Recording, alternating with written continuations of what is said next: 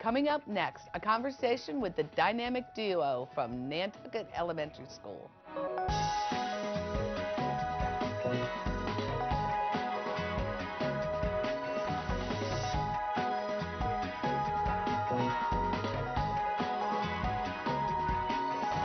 Welcome to Parent Connection. Today our guests are Erin Moon and Todd Stanzione from Nantucket Elementary School. Thank you so much for joining us. Thanks for having us. So, before we get started, tell us a little bit about yourselves. Well, I'm 22 years old. I've actually just transferred to Bowie State in the fall. I attended Prince George's Community College before that for a degree in secondary education. Right now I've actually changed my degree into elementary education for the work that I've been doing. I'm also employed at Old Navy at Whitechapel Town Center. It's in Gainbridge, Maryland. It's right across the street from Nantucket Elementary, so it works hand in hand with me. I've lived in Bowie for the past, since I was 6 years old, so I've literally lived in Bowie my entire life. It's home to me, so any of the work that I've been doing, it feels right. Oh, that's wonderful, and we're always excited to get males in elementary education, so that's wonderful. I appreciate that. Thank you. All right, and I'm Todd Stanzione. I'm the school counselor at Nantucket. This is my 4th year. I'm a graduate of Loyola University in Maryland. And I'm currently a student at McDaniel College getting my certificate in administration. Oh, wonderful. Yeah. Well, I'm glad to have both of you today. We want to talk a little bit about what's going on at Nantucket. There's really some exciting programs going on there and some exciting work that's happening there. So first of all, we want to talk about it's hard lots of times to get volunteers into schools, and we'd like to hear about volunteers and why people volunteer. So Erin, tell us why you volunteer and about your volunteer work there. It is actually a commitment that I've dedicated myself to volunteer. It did, however, start at Old Navy. My manager, Paul Villarreal, he actually asked me if I wanted to mentor a young student. And so my volunteering started from that point. They also needed volunteers for recess duty. And so I feel it's an obligation for me because I've loved helping people ever since I was little, whether it was a student with homework or my little sister. I felt it was needed. And so if I can volunteer my time to help someone who needs it, it's a pretty good dedication for me. Okay, and since you've started volunteering at Nantucket, how has your role evolved? It has definitely evolved into something I would never experience it to be. It's gone from a volunteer to pretty much a full-time mentor for young men in the school system. I've worked with Nantucket Elementary School as well as Crofton Middle School because the students that I've previously mentored have now graduated from elementary school and have gone into the middle grade level. And so I still work with 2 students at Crofton Middle School 2 days a week, and as well as Nantucket Elementary after I visit Crofton Middle. As well as during and after classes. So it's whether helping them with homework or having one-on-one conversations with them inside the school system and as well as outside to make sure their lives are going pretty good. Well, we know that one of the big things that we need in the school system, all school systems, is more mentors. Right. So what are some of the traits that you think you possess that make you a good mentor? I really think it's my consistency as well as just my all-around personality. I feel as though they can trust me to look at them or to look at me as a big brother, if you will, to kind of talk with me about anything that's been going on with them or anything that's going on outside of school or even having trouble inside of school. So normally when I'm sitting with them at lunch or having recess with them, it's my time to interact with them and to keep that time I share with them just repeatedly. And so if I come back to the school that Tuesday, they know, oh, he's here again. Oh, he's going to be here on Thursday. And if I'm not, they know something's wrong because, I don't miss days very often. If I do, I'm sure to tell Mr. Stanzione or the students why I'm not able to attend. And I think that's the really big important thing for people to understand, that mentoring is a long-term, sustainable relationship that you build with someone. It's not, sometimes people talk about mentoring programs, but they're talking about coming in one time or twice a year, and that's not really mentoring when you do that. Mentoring really is that relationship building and coming back, and like you said, they are depending on you. Absolutely. So tell us, Todd, what you think about, first of all, the mentoring and how you think it's affecting the students at Nantucket. The students respond really well to Aaron. When they work with him, they get excited. They have something to look forward to throughout the week. And because he's so consistent, they are relying on him. And that trust that he builds over time is really what achieves results, I would say. And my principal will definitely say that he's one of the most consistent mentors / volunteers she's ever met. And I think that really is what we're looking for in all mentors. Yeah. Sometimes what people, principals, schools, whatever the organization is, sometimes what their hesitancy starting programs like this is the person going to come? Are they going to be consistent? Are we going to let the students down? It's so important. Students really build that relationship, and if you're not there, they're disappointed. You know, you're that caring adult that they're looking forward to. Yeah, being absolutely. there. So how does all of this and the volunteering work with your Kids at Hope philosophy at Nantucket? So one of the pillars of the philosophy is to be able to expose kids to positive role models, and also to give them an opportunity to interact with caring adults, especially those who need it the most. And when we adopted that philosophy, we realized we do have a lot of resources in Crofton. There's a lot of businesses that are across the street and nearby. And it just so happened that we stumbled upon Aaron, and it was just a really exciting development for our Kids at Hope connection, and also just for the students. And how do you think your presence in the school really benefits the students? I think it gives them a sense of reliability for people coming into the school system, especially the young men that I've dealt with, where they might not have that person that's always there for them.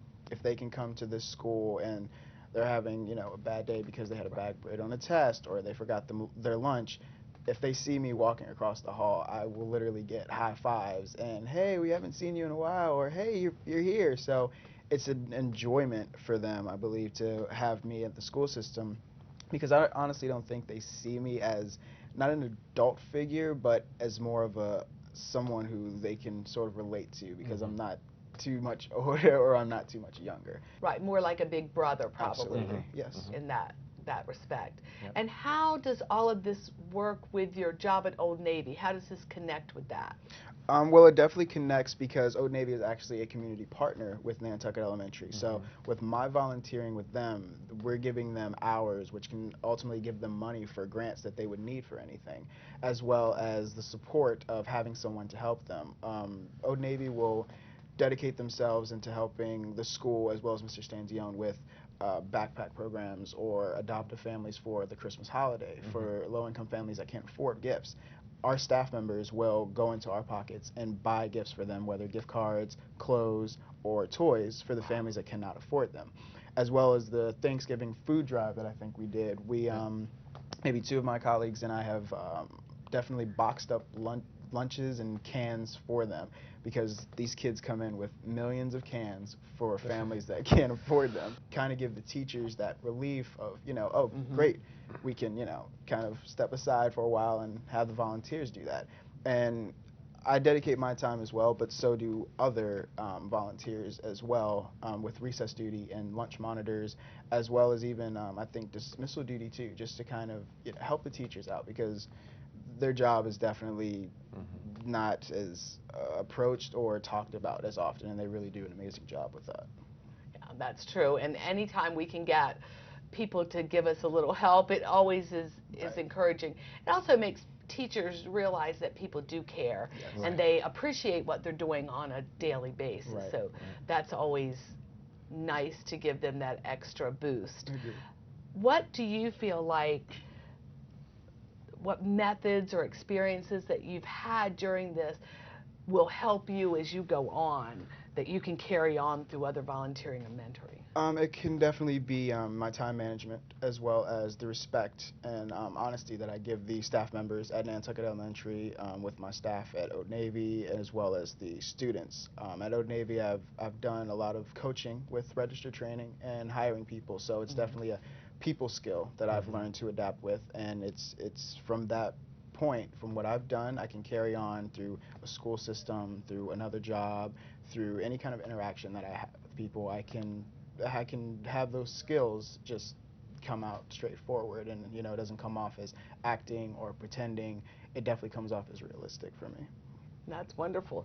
Todd, talk about some of the other partners that you have at Nantucket, because I feel like when schools go out and start partnerships like this, usually they have more than one partner, but tell us what some of the partners are and what the advantages of having partnerships are. Sure. Another one of our partners is Vong's Martial Arts, and they do a Bully Busters program connected with the PE teacher, and that's in the fall. And basically, it's an opportunity for kids to learn about self-confidence and assertiveness, and it also emphasizes physical fitness. And then Mr. Vong does a lot of cool things for the teachers. On field day, he'll grill out for them, and he'll provide a lunch during the January days when there's some 2-hour early dismissals. So we really enjoy the partnership with Vong's Martial Arts. Aaron's a student at Bowie State. We also have another student at Bowie State that mentors with us. And we've had some Bowie State faculty members, like the athletic director, the chief of staff. They've come and talked with some of our parents about being ready for college and talking a little bit about their careers, so the parents can start thinking long-term about career development and readiness. As well as Arundel High School, I believe, as well. Yep. Arundel High School and their signature program is a huge partner for us as well. Oh, that's great. Yeah. That's great. So, Aaron, how do you've talked about some of the things that you're doing here, and it seems like you have something every minute of the day. So how do you manage your time? Working with Old Navy, going to school, volunteering, mentoring, how does that work? Now that you say it, it does sound like a lot. I've been able to establish a time schedule for everyone and everything that I've been doing, so it's not so crammed in. So my class schedules will actually benefit with the work schedule and the mentoring schedule. So say I have classes only Monday, Wednesday, and Friday. That gives me time on Tuesday and Thursday from morning to their dismissal to be in the school system and volunteer and mentor, and then push my work days for the weekend when I don't have classes or I don't have to be in the school. And with the extra time after work or school, it does give me actually time to do any homework or study for exams, to definitely focus on my studies, because education is where I want to end up. So it wouldn't be too good to not pass education if I want to do education. So I feel like it's a big thing for me to try and learn time management now, when there's so many different things going on, versus in the future when I wouldn't be able to handle it. Well, I think that is important, because that is one of the big things that we hear from volunteers, just, well, I don't have time, or I really would like to do it, but I'm working, I can't do this. And I think you can set an example for other students, first of all. If you're interested in education, this is a great opportunity for other students out there that are in college, in our local colleges, going to our community colleges, to come out and volunteer, mentor. I mean, we could use them so much, and it's an opportunity for them to get known in local school, because you're building relationships with people that, first of all, that school right there might want you, but you're also with other people. Teachers are going on to become administrators and working in other buildings, so it gives you a whole network of people to work with. And so that's something that I hope, as our listeners are hearing this, that some of them will think about doing it, and that also some of our adults are listening will think, wow, if he can do all of that and go to school and work, I should be able to give 5 hours a week or 3 hours a week. And that's what we always say to people. You don't have to come in and work, volunteer 20 hours. There are people who do that, and we're grateful. But if you can do a couple hours, we're just as grateful for that too. Yeah, I would say quality is better than quantity. Right. And Aaron is fortunate enough to have some flexibility in his schedule as a college student. But we also have volunteers that come into Nantucket that, don't spend that long of a period of time, but they still get results and they still make an impact while they're there. Yes. And with this opportunity that's been given to me, I've definitely had a lot of experiences and rewards that I never thought I'd have in a million years. I was actually a guest speaker at Mr. Stanzione's Hope Talk for their second one, and it was an amazing experience because it gave me the opportunity to basically go up to the audience of parents and teachers and talk about what I love to do. And with that, it's given me an approach to attend different type of benefits that we've won for groups or any kind of volunteer experience. And you know, I've recently won an award actually for Volunteer of the Month, which is actually a surprise on my part. I had no clue. Mr. Stanzione said I was supposed to be thought giving he was a going to give a presentation. Right, and it turned out to be an award, and they wrote this entire essay. They had one of my mentees come in with the assistant principal, and it was a great experience. So. And we appreciated that too, because we know that you came back from Georgia from your spring break, which at the time I had no idea that was happening. Our office does oversee the volunteer program, so we had no idea that you were actually having to come all the way back from that for the award. But those are things, when we see nominations like that, that was an outstanding thing for us, to see somebody who was managing their time and was being able to do as much as you were doing. So that is something that we thought really did rise to the level of a Volunteer of the Month. And that we like to use examples like that because we do like other people to see that and to think about how they can utilize volunteers and how they can partner with different people. And so that the whole idea of building a volunteer program, that's one of the things that is really a challenge for schools. It really is. And we talk about volunteering and we talk about mentoring, and those are two challenges that some schools are very fortunate. I think Nantucket is one of the schools that's rather fortunate to have a lot of parents that probably do come in and volunteer. But many schools don't have that. So we're always looking to be able to give them ideas of how to get people in to volunteer and how to let people know that you don't have to give as long a period of time, or maybe you don't have to be a parent at the school. You know, you can be a college student, you can be an aunt or uncle, you can be just somebody in the neighborhood.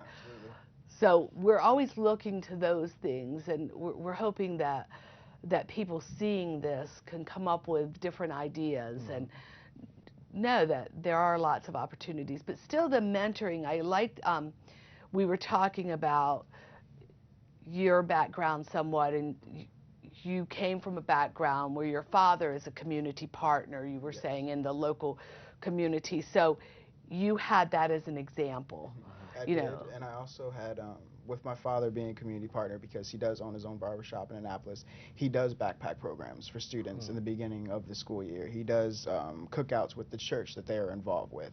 And I've gotten to know that recently, actually, and as well as I've had experience with my mom and, of course, my uncle, who have given me different types of personalities that I've grown up with. And so that's also given what I have, that's also given me something to use when I'm talking to different people or different students. It's given me that purpose to have the motive for love and have the respect and the attention for anyone that I'm definitely working with. And I think that's important for our parents to hear too. I mean, when you go in to do things like that, or you're volunteering, whether it's in the school or in a church, or you're just taking your child out and buying a backpack for someone who doesn't have a backpack, or helping stuff a backpack, or whatever that is, that role model that you're setting for your child is going to make that impact on them for when they're later, and hopefully that we're going to have more Aaron Moons, you know, that are going to do things like that. But because seriously, that is really what all of us want. We want our children to grow up and be good community partners. We want them to be good functioning adults, and to really be the people that are functioning as work, whether they're teachers, whatever they're doing in their careers, but actually in their community too. And so that is, if we as parents are setting that role model, that really does help. And sometimes I know, I talk to parents all the time, and lots of times some of them are struggling on how can I make it all work? You know, I'm busy doing this. Some of them are working 2 jobs to make ends meet. I mean, you know, people are facing just regular everyday struggles. So we try to not put more of a burden on them, but just say through regular activities, you can do this. You don't have to go out of your way to do it. And I think you talking about your family doing that really is important. Yes, it is. And it's funny you should say that when you had mentioned seeing Aaron Moons in the future. I believe Mrs. Pickens said a quote through their meeting. Yeah. So we were at a school improvement team meeting, and there was some talk about how to help the students who are getting office referrals. And one of the teachers actually chimed in and said, "We need more Aaron Moons." And right then, I think a light bulb went off, and we were like, okay, we should probably nominate him for an award, because that's pretty powerful stuff. But I think, and that gives you somewhere to go to, thinking, okay, we need more mentors. And when we just recently had, the Blue Ribbon Commission that was one of our superintendents had set up on equity, and one of the big findings of that commission was there needs to be more mentoring going on. And I think that's something that everyone will agree on. But as you talk throughout the county, you talk to nonprofits, school systems, how to get mentoring programs started is difficult and sustainable, because I just was somebody who was collecting information on that. And when you see what some people consider mentoring, you realize that not everybody understands what mentoring is. And that's why I really liked how you talked about following those students from elementary to the middle school. They really had that relationship with you. It's that good example that you're setting with them, but that trusting relationship. If they have a problem at home, or they're really having a problem with a teacher, whatever it is, they feel comfortable to tell you that. And then you know what to do, or that you're going to go to their teacher or their principal or whatever it is. And I really hope that more people can brainstorm and figure out getting more college students involved, maybe more community members, to get those mentoring programs up and going. Do you have other ideas within community partnerships that you could think that schools could work on? Another really powerful story we have with a volunteer is a retired professor from the Naval Academy. He comes in once a week on Fridays, and he helps me with a group that I meet with. And so I let the parents know in the beginning of the year that he's going to be part of the group, and it's about leadership and character development. So I think retirees, especially those who maybe worked as professors or teachers, they often have a strong desire to give back. And since they're used to being in front of a group and they're used to establishing boundaries with students, it's kind of a natural fit. That's a really good idea. And we noticed too, with lots of even our retired teachers, retired administrators, if you can tap into some of them as well. But the Naval Academy, we have lots of retirees from that organization around here. We have active as well, so active military you could get as well to come in. And then I would also recommend, if you have your eye on somebody, maybe at a friend or a friend of a friend, it doesn't hurt to ask, because most people are flattered by giving them opportunities and saying, I think you'd be great at my school, the kids would love you, you could have such a positive impact. I think you would make them feel good even if they don't have time in their schedule. So it doesn't hurt to ask and extend the opportunity. Well, we found the #1 way to get volunteers, the most successful thing, is to actually ask. Not the newsletter. I mean, it's easy. What people want to do is put it in the newsletter, we need volunteers. But we don't get responses to that. If you say, we need volunteers to help from this time to this time for the spring fair, doing the more specific you can be, the more precise your ask is. And if you can do a personal ask, people really like to make that connection. If you go to another student and say, hey, I have this great experience at Nantucket Elementary School, let me tell you about what I'm doing, would you like to come and share with me doing that?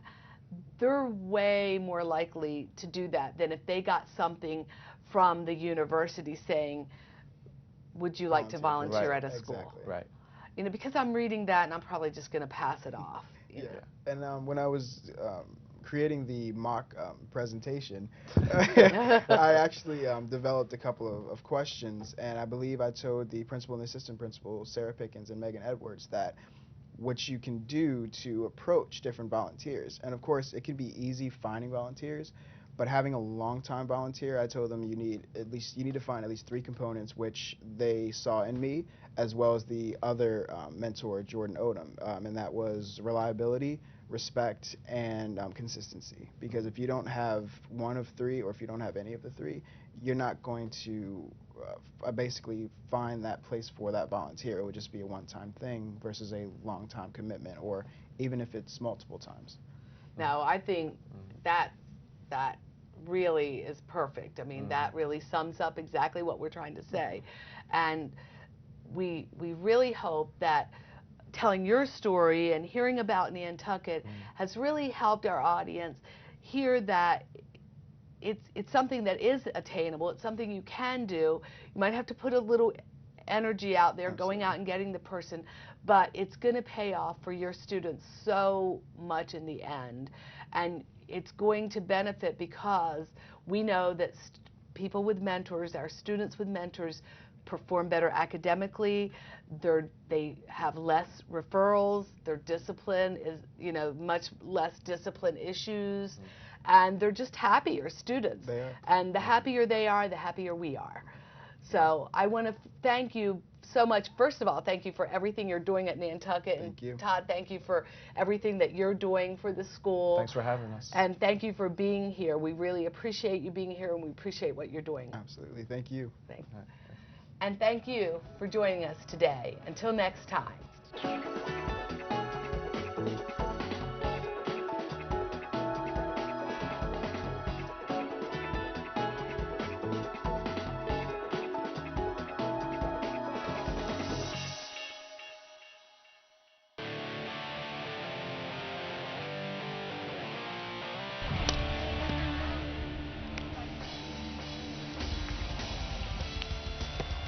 Hi, I'm Wiley Baker. Sports abound here in Anne Arundel County. Join me for another edition of Athletes in Action later today, right here on AACPS TV.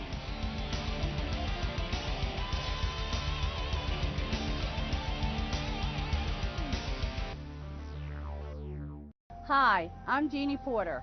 Anne Arundel County Public Schools Department of Transportation is raising the level of awareness for the safety of your children as we transport them to and from school.